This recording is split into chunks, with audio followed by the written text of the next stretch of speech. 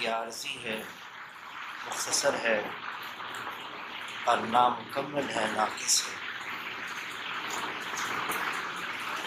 اصل تو آخرت کی زندگی ہے، جنت کی زندگی ہے، جو ہمیشہ ہمیشہ کی ہے، کبھی بھی ختم ہونے والی نہیں، اور کامل ہے اور مکمل ہے۔ حضور صلی اللہ علیہ وسلم نے جو صحابہ کرام نے مشقت دنیا میں اٹھائی، تکالیف اٹھائی، بہت سارے مسائل جھیلے، حضور صلی اللہ علیہ وسلم نے ان کو اسی بات پر تسلی دی کہ اصل تو آخرت ہے اور جنت ہے۔ عمار بن یاسر رضی اللہ تعالیٰ نے اس دین کی خاطر بہت مشقت اٹھا رہے تھے، بہت زیادہ، یہاں تک کہ ان کی والدہ کو بھی شہید کر دیا، ان کے والد کو بھی، اور خود ان کو بہت مشقت میں ڈالا جا رہا تھا۔ تو حضور صلی اللہ علیہ وسلم وہاں سے گزرے اور فرمایا کہ صبر کرو، صبر کا بدلہ جنت ہے۔ حضور صلی اللہ علیہ وسلم کے پاس مینا کے اندر جب یثرب سے لوگ آئے، مسلمان ہوئے، مدینہ منورہ پھر اس کا نام پڑ گیا، انہوں نے پوچھا اے اللہ کے رسول، ہم آپ کو اپنے پاس لے آئیں گے، ہم آپ کی بات کو سنیں گے، ہم آپ کی حفاظت کریں گے، اور ہم آپ کے لیے وہ انتظام کریں گے جو ایک بہترین مہمان کے لیے ہوتا ہے، ہمیں ملے گا کیا؟ تو حضور صلی اللہ علیہ وسلم نے فرمایا جنت ملے گی، جنت کا وعدہ ہے۔ حنین کے موقع پر جب بہت سارا مال غنیمت آیا اور اس مال غنیمت کو تقسیم کیا گیا، اور اس کی بنیاد یہ رکھی مال غنیمت کی تقسیم کرنے کی جو حضور صلی اللہ علیہ وسلم سے جتنا قریب اور رشتہ داری میں، اور پھر جو نئے مسلمان ہوئے فتح مکہ کے موقع پر تالیف قلب کے لیے ان کے لیے زیادہ حصہ رکھا۔ سب سے آخری حصہ انصار مدینہ کے لیے آئے، حالانکہ انصار مدینہ نے حضور صلی اللہ علیہ وسلم اور مہاجرین کے لیے بہت زیادہ قربانیاں دیں اور بہت زیادہ اپنے مال کے اعتبار سے، جان کے اعتبار سے انہوں نے قربانیاں دی۔ بدر کے اندر 14 شہید ہوئے، جن میں سے 8 انصار میں سے تھے۔ احد کے اندر 70 شہید ہوئے، ان 70 میں سے 65 انصار میں سے تھے اور صرف 5 مہاجرین میں سے تھے۔ اسی طرح سے اور بھی موقع پر زیادہ جو قربانیاں دی ہیں وہ انصار مدینہ دی، لیکن حنین کے موقع پر جب مال غنیمت تقسیم کیا گیا، سب سے کم حصہ انصار مدینہ کے پاس آیا۔ تو کچھ جوانوں نے آپس میں کہا یہ کیا بات ہے، جب جان دینے کا موقع آتا ہے تو ہم آگے آگے، جب مال تقسیم ہونے کا موقع آتا ہے ہم پیچھے پیچھے۔ یہ بات حضور صلی اللہ علیہ وسلم تک پہنچ گئی۔ حضور صلی اللہ علیہ وسلم نے جمع کیا اور یوں فرمایا جس کا مفہوم ہے اے انصار، میری بات سننے کے لیے کوئی تیار نہیں تھا، اور آواز آ رہی ہے؟ میری بات سننے کے لیے کوئی تیار نہیں تھا، لیکن آپ نے میری بات کو سنا۔ مجھے اپنے پاس لے جانے کے لیے کوئی تیار نہیں تھا، لیکن آپ حضرات انصار مدینہ، آپ نے مجھے اپنے پاس رکھا۔ پھر جی اچھا، تو حضور صلی اللہ علیہ وسلم نے انصار مدینہ کو جمع کر کے فرمایا کہ مجھے کوئی رکھنے کے لیے تیار نہیں تھا، آپ حضرات نے مجھے پناہ دی، میری بات سننے کے لیے کوئی تیار نہیں تھا، آپ انصار مدینہ نے میری بات کو سنا، میری مدد کرنے کے لیے کوئی تیار نہیں تھا، آپ انصار مدینہ نے میری مدد کی۔ پھر فرمایا لیکن میں بھی تو یہ کہہ سکتا ہوں، آپ حضرات گمراہی کے اندر تھے، میرے ذریعے سے اللہ نے ہدایت عطا فرمائی، آپ لوگ دنیا کے اندر ایک ذلت کی زندگی گزار رہے تھے، میرے ذریعے سے اللہ نے تمہیں عزت دی اور اونچا کیا، اور آپ دین کو سمجھتے نہیں تھے، میرے ذریعے سے اللہ نے آپ کو دین کی سمجھ عطا فرمائی۔ پھر حضور صلی اللہ علیہ وسلم نے فرمایا جس کا مفہوم ہے، اے انصار تم اس بات پر خوش ہو کہ باقی تو میرے بدن سے بدن کے اوپر کا جو کپڑا ہوتا ہے وہ ہے، اور وہ کپڑا جو بدن سے لگا ہوا ہے وہ تم ہو۔ پھر فرمایا اگر سارے کے سارے ایک وادی میں جائیں اور انصار مدینہ تم کسی اور وادی میں جاؤ تو جس وادی میں تم چلو میں تمہارے ساتھ چلوں۔ پھر فرمایا کیا اس تقسیم پر تم خوش ہو، یہ تو مال مویشی لے کر جائیں اور تم اللہ کے رسول کو اپنے ساتھ لے کر جاؤ۔ پھر فرمایا کہ انصار مدینہ اب میرا جینا بھی تمہارے ساتھ ہے اور اب میرا مرنا بھی تمہارے ساتھ ہے۔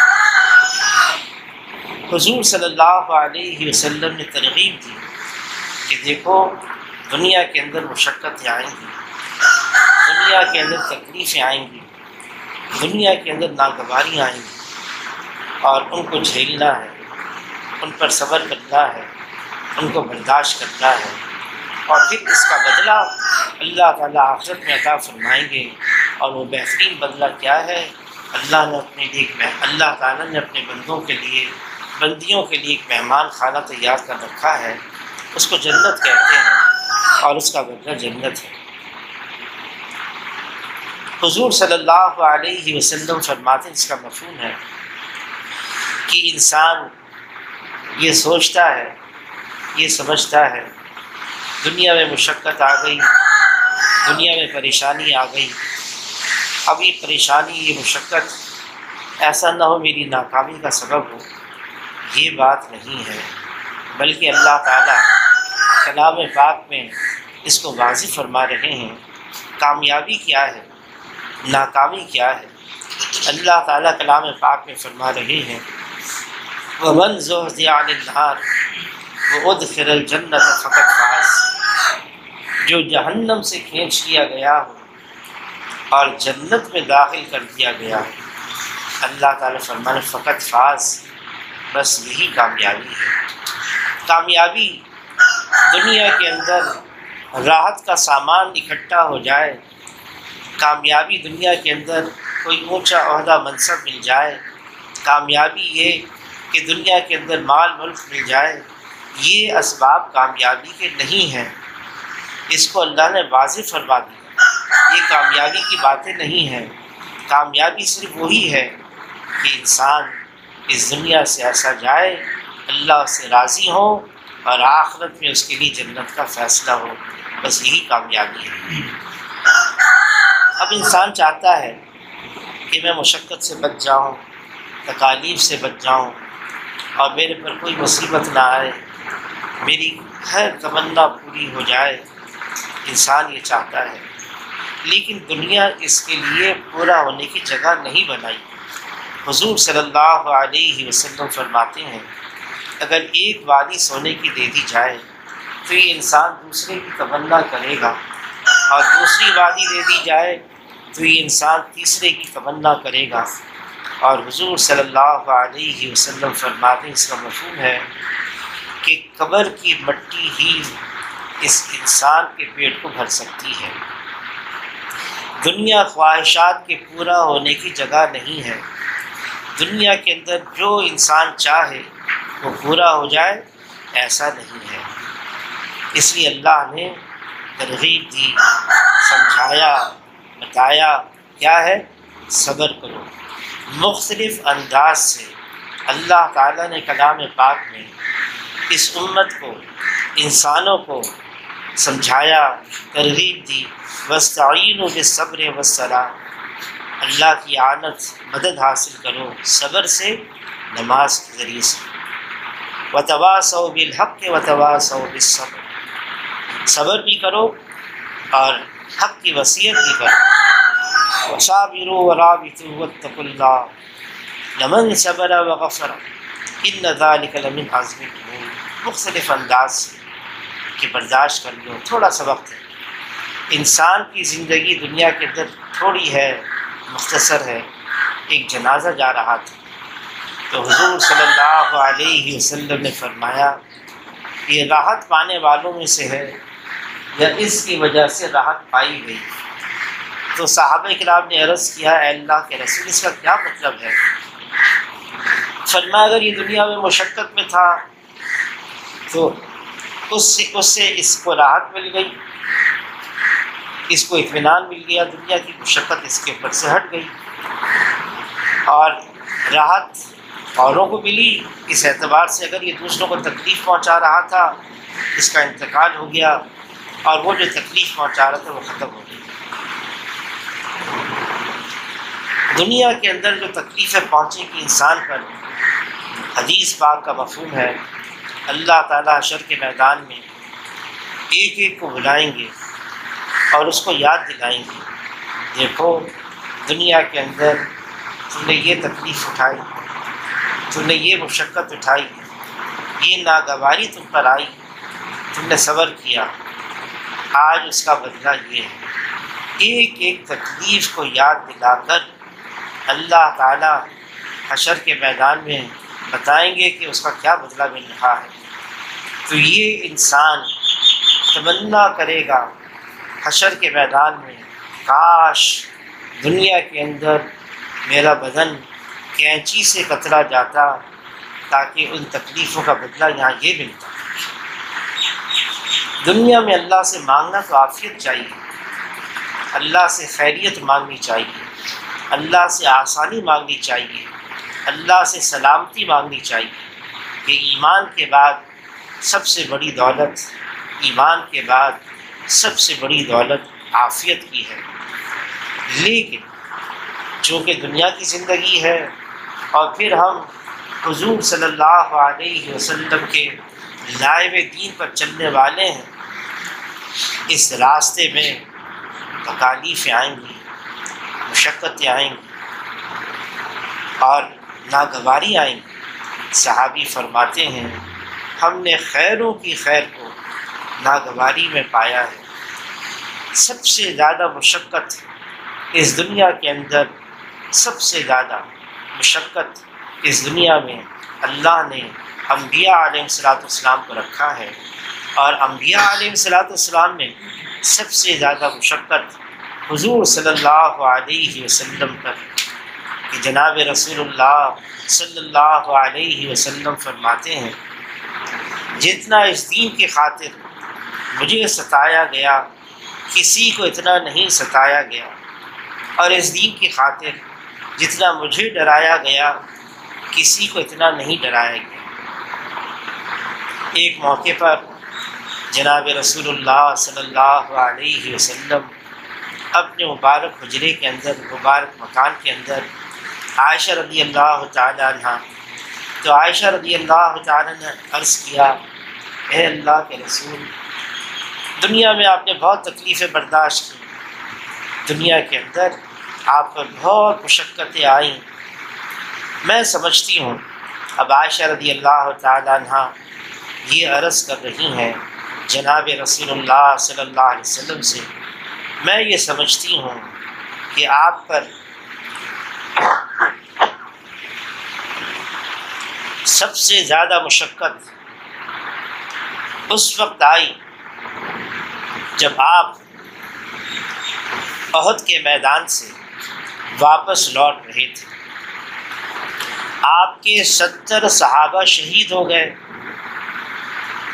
آپ کے بہت سارے ساتھی زخمی ہو گئے، خود آپ صلی اللہ علیہ وسلم زخمی ہو گئے، اور صرف یہ زخم نہیں بلکہ جسمانی زخم کے علاوہ ذہنی طور سے اتنا آپ حضرات پر مشقت آئی. جب آپ لوٹ رہے تھے اور مدینہ منورہ میں داخل ہوئے اور مدینہ منورہ کی گلیوں سے گزر رہے تھے، ہر گھر میں سے رونے کی آواز آ رہی تھی.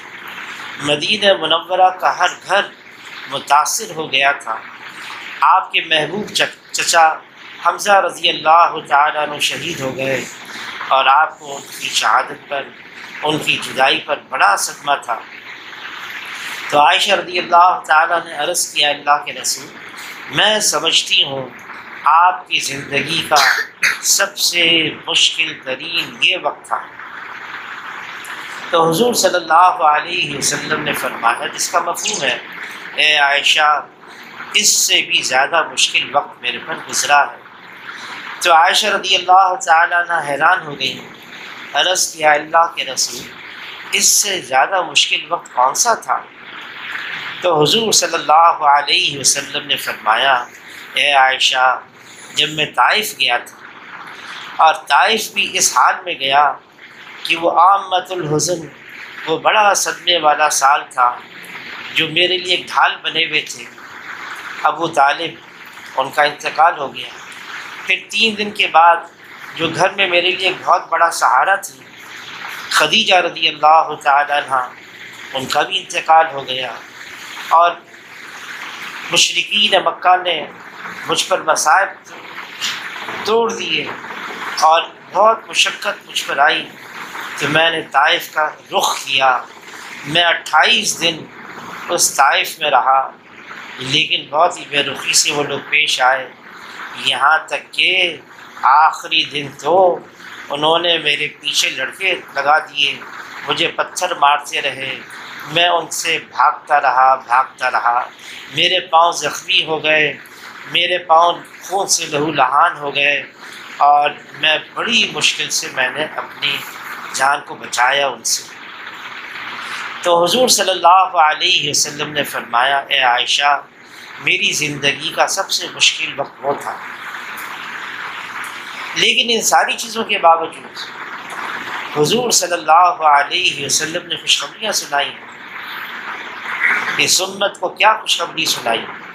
فرمایا کہ میری امت تو دنیا کے اندر سب سے آخر میں آئی ہے، سب سے آخر میں، لیکن حشر میں سب سے پہلے جنت میں جائے گی. یہ امت حشر کے میدان میں چلے گی تو سابقہ امتیں اس امت کو دیکھ کر پوچھیں گی یہ کون لوگ ہیں؟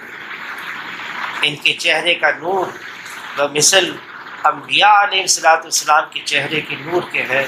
ان کو بتایا جائے گا کہ جناب رسول اللہ صلی اللہ علیہ وسلم کی امت ہے. اس امت کے لیے دنیا میں طرح طرح کی آزمائشیں، طرح طرح کی تکلیفیں رکھی گئیں. ایسی آزمائشیں اس امت کے لیے ہیں کہ سابقہ نبیوں نے اور ان کی امتوں نے ان آزمائشوں سے، ان امتحانات سے اللہ سے پناہ مانگی ہے، اور وہ سب اس امت کے لیے. بہت ساری گزر گئیں، بہت ساری ابھی آنی باقی ہیں. جیسے مثال کے طور پر فتنہ دجال ہے، اس امت کے لیے ہے. فتنہ یاجوج اور ماجوج ہے، اس امت کے لیے ہے. فتنہ دابۃ الارض ہے، وہ اس امت کے لیے ہے. اور اللہ تعالیٰ نے جیسے اس امت کو پہلی آزمائشوں سے گزارا ہے اور نکالا ہے، اور اللہ نے اپنے فضل سے ان کو پناہ دی ہے، اسی طرح سے آنے والی آزمائشوں سے بھی اللہ تعالیٰ اس امت کو نکالتے چلے جائیں گے اور اللہ تعالیٰ اپنی پناہ میں رکھیں گے.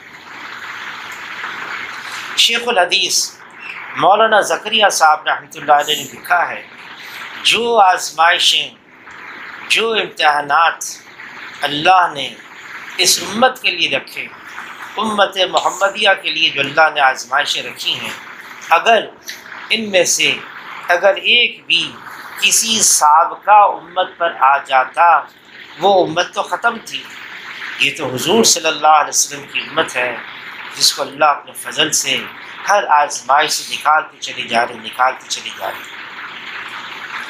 جب کوئی مشکل آ جائے، جب کوئی آزمائش آ جائے، ہمیں کیا کرنا چاہیے؟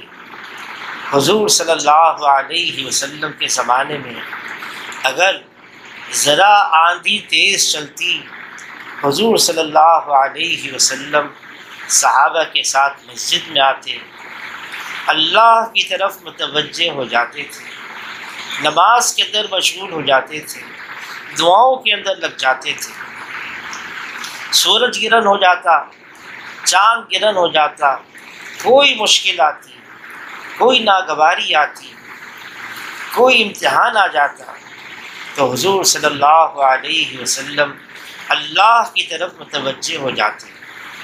اب بدر کا میدان ہے، 313 ہیں، نہتے ہیں، ہتھیار بھی زیادہ نہیں اور سواریاں بھی زیادہ نہیں، اور مقابلہ کس سے ہے؟ 1000 تیاری کے ساتھ آئے ہوئے ہیں، ہتھیاروں سے لیس ہیں، ہر ایک کے پاس سواری ہے، مسلمانوں کے مقابلے میں 3 گنا ہے۔ حضور صلی اللہ علیہ وسلم رات کو، ساری رات ان کے لیے ایک جھونپڑا سا بنایا گیا اور اس کے اندر ساری رات دعائیں کر رہے ہیں، دعاؤں میں لگے ہوئے ہیں۔ یا حی یا قیوم برحمتک استغیث، یا حی یا قیوم۔ علی رضی اللہ تعالیٰ عنہ، عمر چھوٹی تھی، 21 سال کی عمر تھی، کا میرا دل چاہا رات ہو گئی میں دیکھوں حضور صلی اللہ علیہ وسلم اپنے عریش کے اندر کیا کر رہے ہیں۔ تو کپڑا لگا ہوا تھا، میں نے اس کپڑے کو ہٹایا، دیکھا حضور صلی اللہ علیہ وسلم سجدے کی حالت میں ہیں۔ یا حی یا قیوم، یا حی یا قیوم۔ اور بخاری شریف کی حدیث ہے کہ حضور صلی اللہ علیہ وسلم رات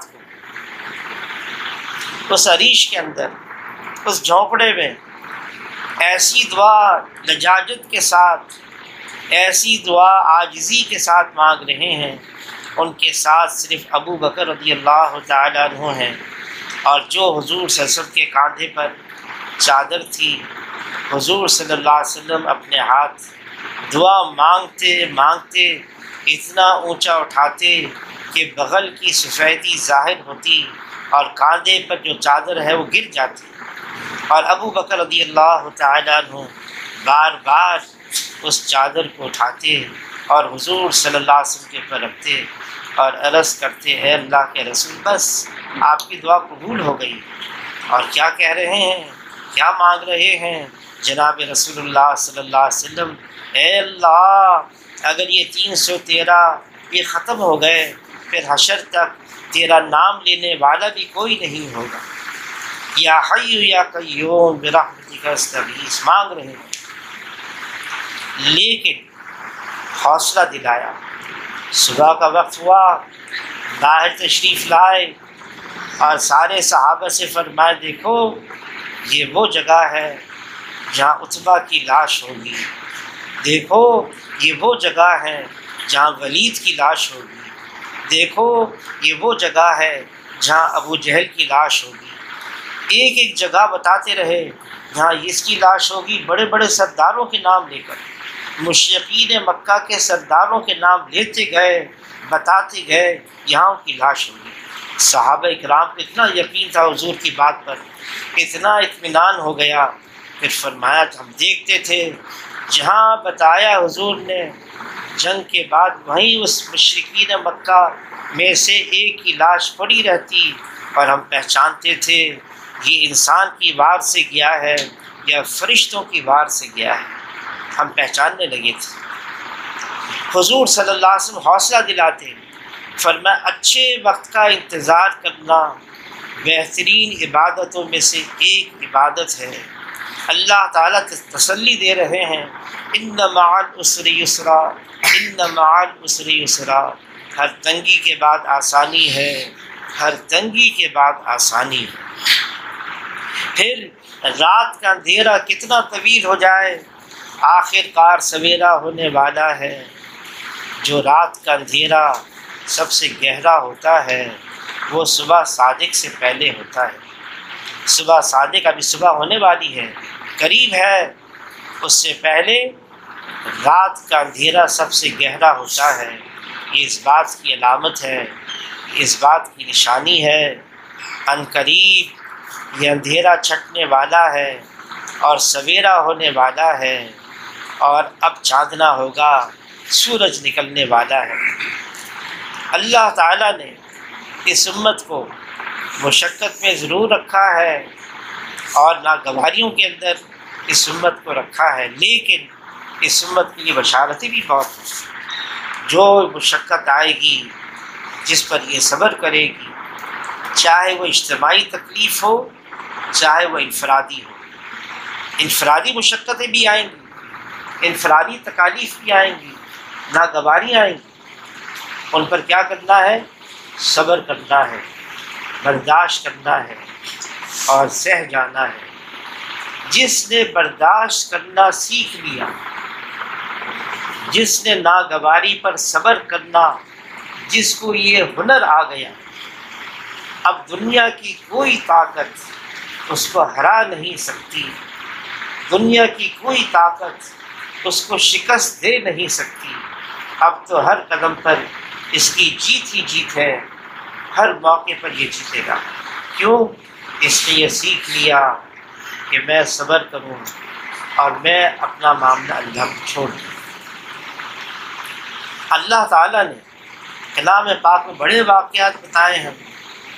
یعقوب علیہ السلام جب ان کے بیٹے یوسف علیہ السلام کا کرتا لے کر آ گئے اور اس پر خون کے دھبے تھے، اور وہ بیٹے یعقوب علیہ السلام کے کہنے لگے یوسف علیہ السلام کو بھیڑیا کھا گیا۔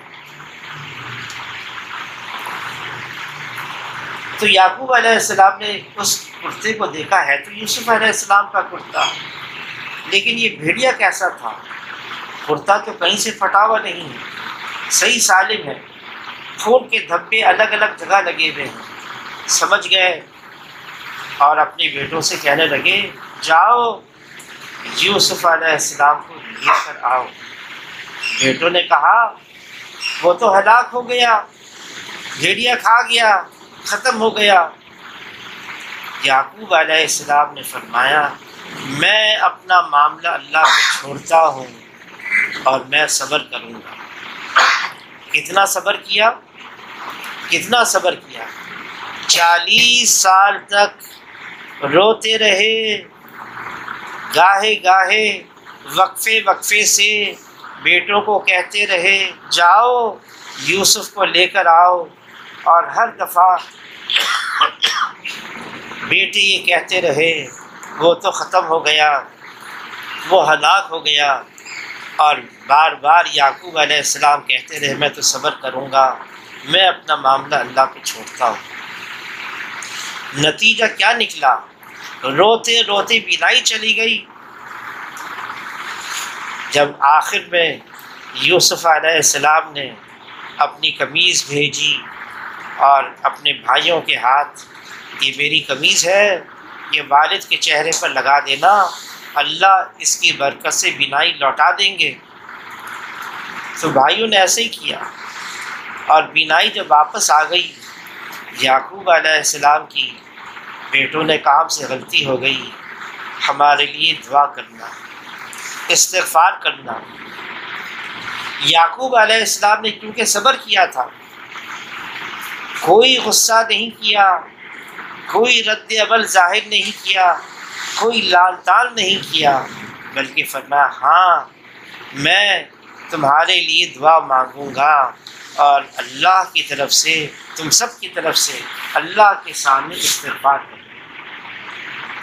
آدمی جب صبر کرتا ہے، برداشت کرتا ہے، سہ جاتا ہے، پھر انجام کے اعتبار سے جب اس کو کامیابی ملتی ہے پھر اس کا دل بھی صاف ہو جاتا ہے۔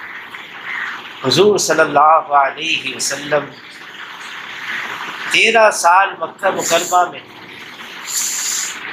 10 سال مدینہ منورہ میں، مشقت ہی مشقت، تکلیفیں ہی تکلیف، لیکن فتح مکہ کے موقع پر اب سارے مشرکین مکہ جنہوں نے تکلیفیں پہنچائیں، جنہوں نے ایذائیں دیں، اور ہم اندازہ تصور نہیں کر سکتے کتنی تکلیفیں دیں، قابو آ گیا ہے سب پر۔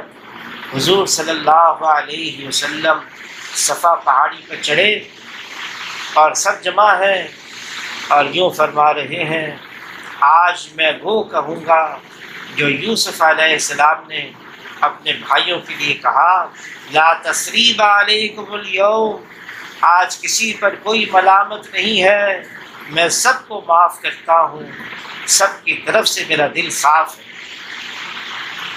یہ کب ہوتا ہے؟ جب آدمی اللہ کے لیے صبر کرتا ہے۔ صبر ہو، اور اس لیے ہو مجھے اللہ سے اس صبر کی امید ہے، صرف اللہ سے امید ہو۔ جس دل میں صرف اللہ سے امید ہوتی ہے، جس دل میں صرف اللہ کا خوف ہوتا ہے، وہ دل مطمئن ہو جاتا ہے، اور جس دل میں اللہ کے علاوہ سے امید ہوتی ہے، جس دل میں اللہ کے علاوہ سے توقعات ہوتی ہیں، جس دل میں اللہ کے علاوہ کا خوف ہوتا ہے، وہ دل ہمیشہ پریشان رہتا ہے، اور وہ دل ہمیشہ تکلیف میں ہی مبتلا رہتا ہے، کڑتا ہی رہتا ہے، کڑتا ہی رہتا ہے۔ کیا ہے؟ صبر نہیں ہے۔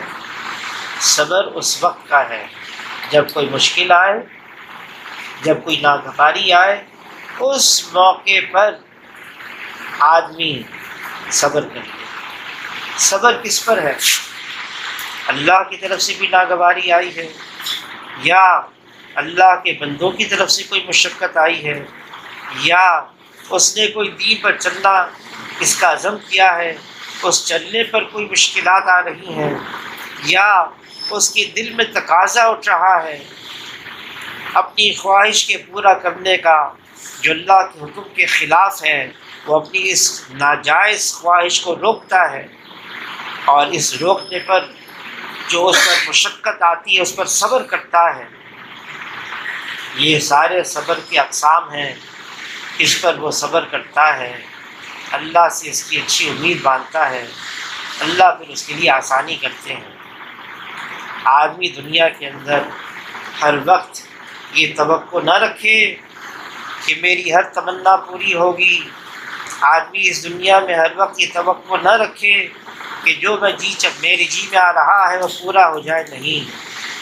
حضور صلی اللہ علیہ وسلم فجر کی نماز کے لیے آئے، ایک صحابی نے دیکھا، چلے گئے، رات کو آئے اور حضور کی خدمت میں، اے اللہ کے رسول، میں نے فجر کی نماز آپ کے پیچھے پڑھی، پھر میں نے آپ کے چہرے پر دیکھا آپ پر فاقے کے بالکل اثرات ہیں، میں سارا دن میں نے محنت کی، میں نے مزدوری کی، یہ مٹھی بھر کھجوریں میں مزدوری میں کما کر میں آپ کی خدمت میں لے کر آیا ہوں، میری طرف سے قبول کیجیے۔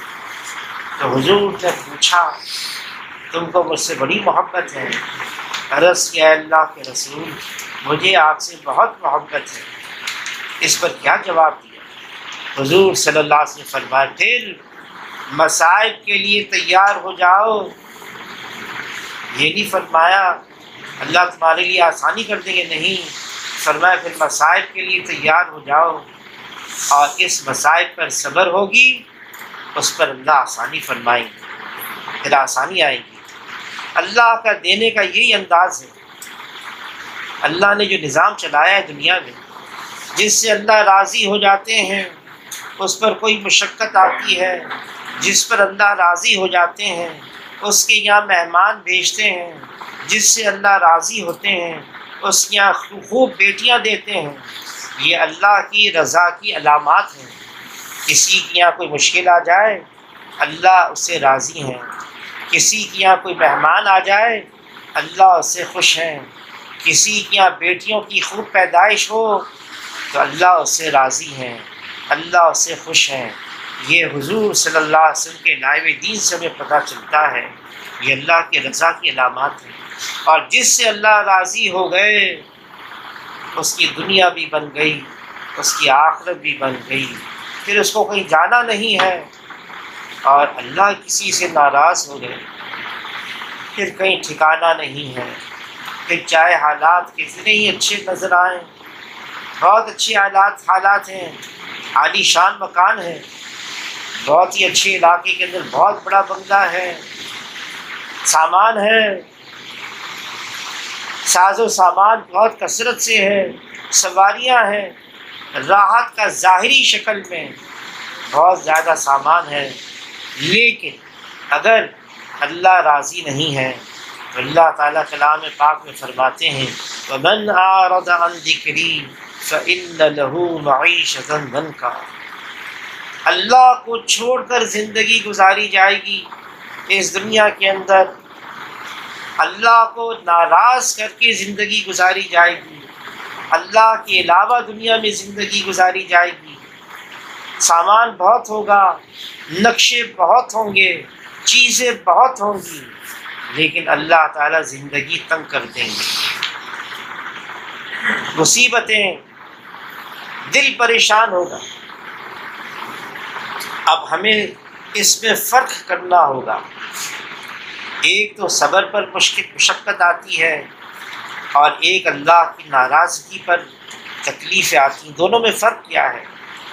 جب کوئی مصیبت، مشکل، مشقت، ناگواری آئے اور اللہ کے لیے اس پر صبر کر لیا، دل کے اندر انسان مطمئن ہو جاتا ہے، اطمینان آ جاتا ہے، دل پریشان نہیں رہتا، بلکہ یوں کہتا ہے میں تو اللہ کی طرف سے بھیجا گیا ہوں اور مجھے تو اللہ ہی کی طرف لوٹنا ہے، یہ مشقت، یہ پریشانی، یہ تکلیف، یہ ناگواری اللہ کی طرف سے آئی ہے، والقدر خیرہ وشرہ من اللہ تعالی، واللہ کی طرف متوجہ ہو جاتا ہے، اس کا دل مطمئن ہو جاتا ہے اور اللہ سے اس کی ثواب کی امید رکھتا ہے۔ لیکن نافرمانی پر، منمانی پر، خواہشات کے پورا کرنے پر، اللہ کے حکم کے توڑنے پر جو مصیبت آتی ہے، جو مشکل آتی ہے، جو ناگواری آتی ہے، اس میں دل بہت زیادہ پریشان ہو جاتا ہے، کسی پل اس کو چین نہیں ملتا، اس کے حالات اتنے بگڑ جاتے ہیں اندرونی طور سے، یہ تمنا کرنے لگتا ہے کاش میں زمین پر نہ ہوتا، میں زمین کے نیچے ہوتا، یہ موت کے انتظار میں رہتا ہے۔ کیوں؟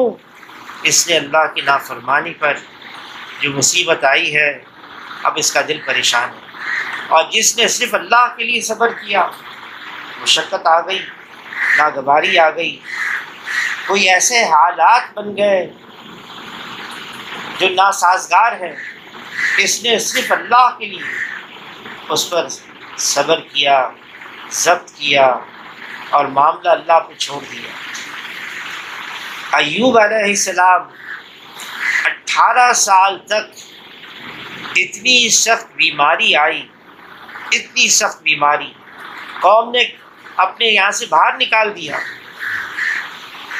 لیکن جب اللہ نے اپنے فضل سے بیماری دور کر دی تو کسی نے پوچھا ایوب علیہ السلام سے وہ تمہاری بیماری کے 18 سال کیسے گزرے؟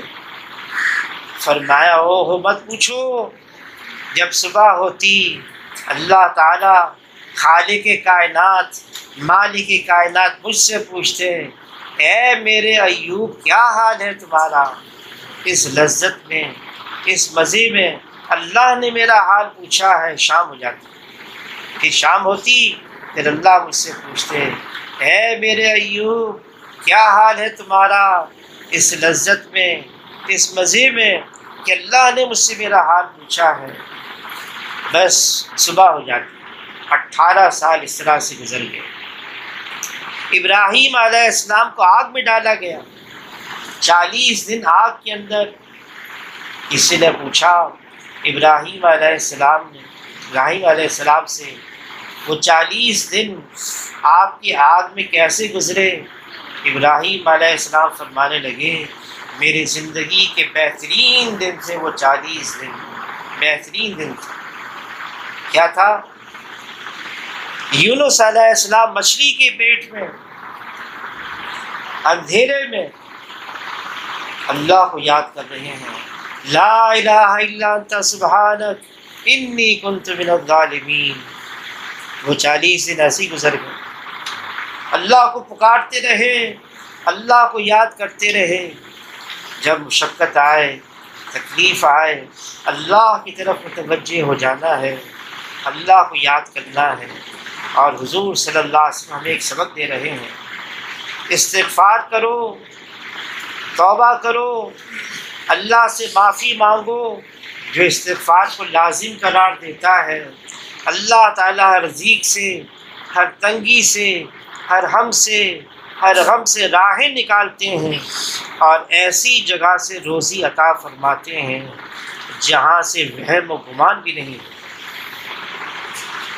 خوب استغفار کرنا ہے، اللہ سے معافی مانگنی ہے، یہ دعا مانگنی ہے، اللہ ہم کمزور ہیں، ہم ناتواں ہیں، ہم ضعیف ہیں، ہمارے اندر ہمت نہیں، ہماری اس پریشانی کو آسانی سے بدل دے، ہماری اس مشقت کو، ہماری اس تکلیف کو راحت سے بدل دے۔